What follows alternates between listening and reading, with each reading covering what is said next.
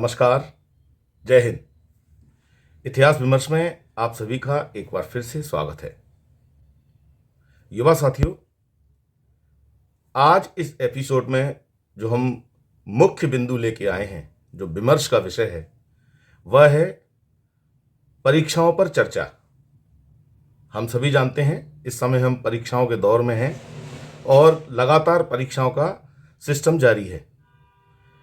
स्नातकोत्तर की परीक्षाएं प्रारंभ हो चुकी हैं, फर्स्ट सेमेस्टर की, और इसके बाद फाइनल जो स्नातक परीक्षाएं हैं फाइनल की, बीए, बीएससी, बीकॉम इत्यादि, और उसके बाद सेकेंड ईयर और फर्स्ट ईयर की एग्ज़ाम, ये लगातार होने हैं। कई बच्चे लगातार पूछ रहे हैं कि हमारे एग्ज़ाम कब होंगे, हमारी परीक्षा फॉर्म कब भरे जाएंगे। चूँकि पिछली कुछ परीक्षाओं के रिजल्ट्स लेट हुए, एडमिशन भी लेट हुए, इसलिए कुछ चीज़ें लेट होती जा रही हैं। अमूमन मार्च अप्रैल में परीक्षाएं प्रारंभ हो जाती हैं, जो ईयरली मोड वाली हैं। इस बार तो हम सेमेस्टर वाली परीक्षा को भी देख रहे हैं, 2 महीने लेट चल रही है। लेकिन ये सब एक व्यवस्था का अंग है और ये सब चीज़ें होती रहती हैं। सवाल यह है, हमें अपनी परीक्षाओं के लिए पूरी तैयारी रखनी है। मैं पिछले दिनों यूट्यूब पर देख रहा था तो मुझे कुछ इस तरह के प्रसंग देखने को मिले, इस तरह के वीडियोस देखने को मिले कि लोग एक भ्रम की स्थिति समाज में पैदा करना चाहते हैं या विद्यार्थियों के अंदर पैदा करना चाहते हैं। आप इस तरह के लोक लुभावने जो भी वीडियोस हैं, जो भ्रम की स्थितियां हैं, उनसे बचें। मैं आपसे फिर कहूँगा, आप उनसे बचें। मैंने एक वीडियो देखा था, आप देखिए इसको। इसमें लिखा है कि बिना पढ़े बीए पास कैसे हों, ये तकनीक बताई जा रही है। अब आप ये बताइए, अगर हम बिना पढ़े पास हो भी जाएंगे तो भविष्य में हम क्या करेंगे? क्योंकि हम जिस भी फील्ड में जाएंगे वहाँ हमारे इस अध्ययन का काम आने वाला है। आप कहीं भी जाएं, और यदि हम पहले से ही सही तरीके से तैयारी करके आगे नहीं बढ़ेंगे तो हमें ज्ञान नहीं होगा, और ज्ञान के अभाव में हम कितना सर्वाइव कर पाएंगे ये तो समय बताएगा। तो केवल इन चंद लुभावने बातों के चक्कर में आप अपनी स्टडी से मुंह न मोड़ें। आप गंभीरता के साथ स्टडी करें और जो समझ में नहीं आता है उसको नोट आउट करें अपनी नोटबुक में, और फिर अपनी बुक से या अपने टीचर से संपर्क करके उन डाउट्स को क्लियर करें। क्योंकि आने वाले समय में ये सारी की सारी जो परिस्थितियां हैं, इनसे आपको सार्वजनिक जीवन में सामना होने वाला है। तो बिना पढ़े कुछ भी प्राप्त नहीं होता। एक सामान्य सी बात है कि एक यानी ये माने कि कोटेशन है कि सफलता जो है वो प्रायोजित नहीं होती। सफलता कभी प्रायोजित नहीं होती, उसे आयोजित किया जाता है, आयोजित करना पड़ता है। तो जो लोग ये कहते हैं कि बिना पढ़े सब प्राप्त कर लें, ये बहुत गलत बात है। मैं आजकल महाविद्यालय में भी देखता हूं कि बच्चे आते हैं और 20 सीरीज लेके आते हैं कि प्रश्न बैंक जो है कि इसमें आप निशान लगा दीजिए। अब 20 प्रश्न हैं, और जो आपके स्नातक की परीक्षाएं भी चल रही हैं, स्नातक की परीक्षाएं होने वाली हैं फाइनल की, और स्नातकोत्तर की प्रारंभ हो चुकी हैं। और इनमें कुल पूछे जाने वाले जो प्रश्नों का स्वरूप है वो 20 ही होता है। 10 शॉर्ट आंसर और 10 लॉन्ग आंसर, इनमें से 5-5 आपको करने होते हैं। और यदि 20 प्रश्न सीरीज है और उनमें से 10 आपको करने हैं, तो इसमें भी क्या निशान लगाएं? बच्चे निशान लगाने के लिए आ जाते हैं कि इनमें से आप इंपॉर्टेंट क्वेश्चन हमें बता दीजिए जिससे हम उतना पढ़ें। आपको जो तैयारी साल भर करनी है वह आप साल भर न करके केवल शॉर्टकट के माध्यम से आगे बढ़ना चाहते हैं। यह सबसे खतरनाक है, क्योंकि यदि हम शॉर्टकट अपनाएंगे तो हम बहुत कुछ प्राप्त करने वाले नहीं हैं, और इसीलिए हमारा रिजल्ट भी वैसा होता है। कई बार एक ऐसा दौर आता है कि लोग पास हो जाते हैं और कई बार अच्छे नंबर भी मिल जाते हैं। लेकिन इसका मतलब ये नहीं है कि हर बार इस प्रकार के जो अपवाद हैं वो होते रहेंगे। अपवाद कभी कभी होते हैं, हर बार नहीं होते हैं। तो आप अपने अध्ययन को कंप्लीट करें, गंभीरता से करें, और जो राष्ट्रीय शिक्षा नीति इस वर्ष लागू हुई है वह तो आपको कंप्लीट बनाने के लिए ही है। उसमें आप किसी प्रकार का शॉर्टकट नहीं अपना सकते। बहुत से लोग क्या है, जो उसमें राष्ट्रीय शिक्षा नीति में प्रोजेक्ट या वोकेशनल कोर्स है उसको बड़े हल्के में ले रहे हैं। कि आप साहब इसके लिए कोई क्वेश्चन दे दीजिए, प्रोजेक्ट काय पे बनाएं, या वोकेशनल कोर्स के लिए आप क्वेश्चन दे दीजिए। वो यही समझ ही नहीं पा रहे ये है क्या चीज़ और ये क्यों लागू की गई है, इसमें कोई क्वेश्चन नहीं होते। तो आप इन सारी चीज़ों को कृपया गंभीरता से लें। ये इतना हल्केपन की बात नहीं है कि आप पढ़ाई को, वार्षिक पद्धति वाली पढ़ाई को भी बड़े हल्के में ले रहे हैं।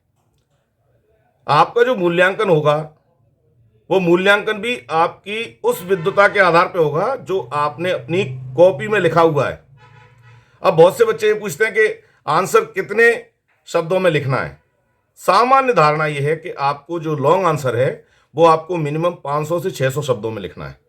यदि हम उसे कॉपी के पेज में देखें तो 5 से 6 पेज आगे पीछे, और जो शॉर्ट आंसर है वो 50 से 75 या 100 शब्दों का होता है, वो आप एक पेज में लगभग लिखें। और जब भी आप आंसर लिखें तो पहले शॉर्ट करना है तो सीधे शॉर्ट करें, या लॉन्ग आंसर करना है तो लॉन्ग आंसर करें। जो आपको पहले आता है उसे सबसे पहले करें। कई बार विद्यार्थी जो हैं वो कहते हैं कि सर याद नहीं हो रहा। कैसे याद हो? याद होगा भी नहीं। कारण क्या है? हमारी अनियमित दिनचर्या। हम चाहे जब सो के उठ रहे हैं, चाहे जब जाग रहे हैं, हमारे ध्यान में पढ़ाई को गंभीरता से लेने का है ही नहीं। हम सोच रहे हैं कि जो निशान लगा दिए, इंपॉर्टेंट क्वेश्चन मिल गए, उन्हीं के माध्यम से हमारी नैया पार हो जाएगी। और एक तो आपको एक ताज़ा उदाहरण दूं। अभी थोड़ी देर पहले मेरे पास एक फ़ोन आया, स्नातकोत्तर परीक्षा MA फर्स्ट सेमेस्टर के एग्ज़ाम में बैठने वाले विद्यार्थी का, और वो मुझसे कह रहा है कि सर जो आपने टाइम टेबल दिया है उसमें तो हमारा पेपर ही नहीं है कल।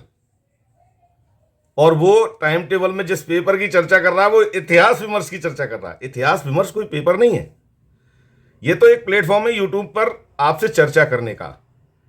लेकिन जो इतिहास दृष्टि, लेखन और अवधारणा का पेपर है, वो बंदा ये नहीं समझ पा रहा है कि इतिहास विमर्श क्या है और इतिहास दृष्टि, लेखन और अवधारणा क्या है। तो इस तरह की जो चीज़ें हैं कितनी दुर्भाग्यपूर्ण हैं कि कल आप पेपर देने जा रहे हैं और आज आपको ये नहीं पता कि आपके पेपर का टाइटल क्या है, उसके सिलेबस में क्या है। ये तो छोड़ दीजिए, अब आप भगवान भरोसे जा रहे हैं, क्योंकि रात भर में आप ऐसा क्या कर लेंगे कि कल आप परीक्षा देने चले जाएं उसको लेके। और आप तैयारी क्या कर रहे हैं? आप घर वालों को क्या बेवकूफ़ बना रहे हैं कि वो PSC की तैयारी कर रहा है या वो IAS की तैयारी कर रहा है, इसलिए इसमें ध्यान नहीं दे पा रहा है। ऐसे तैयारी नहीं होगी, आप अपने आप को धोखा दे रहे हैं। क्योंकि तैयारी करने वाला व्यक्ति, लड़ाई छोटी हो या बड़ी, लड़ाई तरीके से ही लड़ी जाती है। शॉर्टकट में कोई लड़ाइयाँ नहीं लड़ी जाती। और ये जो अब परीक्षा का दौर है, ये भी एक लड़ाई का ही सीजन है। विद्यार्थी अपने पूरे साल भर की मेहनत को इसमें झोंक देता है। तो इसमें यदि आपने शॉर्टकट अपनाने की कोशिश की तो आपको कुछ मिलने वाला नहीं। तो मेरा आपसे निवेदन यही है कि आप पढ़ें, ध्यानपूर्वक पढ़ें, जो समझ में नहीं आया उसे लिखें। दूसरा, पर्याप्त नींद लें, अच्छा पौष्टिक भोजन करें, व्यायाम करें, छोटे छोटे ब्रेक के साथ पढ़ें। 15 मिनट या 20 मिनट आप बैठे, एक सिटिंग के बाद उठे, थोड़ा बहुत मन बहलाया और फिर पढ़ने बैठें। और याद नहीं करें, रटें नहीं, क्योंकि रटने से कम इतिहास तो याद नहीं होगा। समझ के पढ़ें, घटनाओं को जोड़कर पढ़ें। जब आप घटनाओं को जोड़कर पढ़ते हैं और अपने लिए खुद कुछ उदाहरण तैयार करते हैं तो वो घटनाएं आपको लंबे समय तक याद रहती हैं। तो यही कुछ छोटी सी चर्चा आपसे करनी थी। अगले वीडियो में फिर हम किसी नए विषय पर चर्चा करेंगे। आपको परीक्षाओं के लिए बहुत बहुत शुभकामनाएं हैं।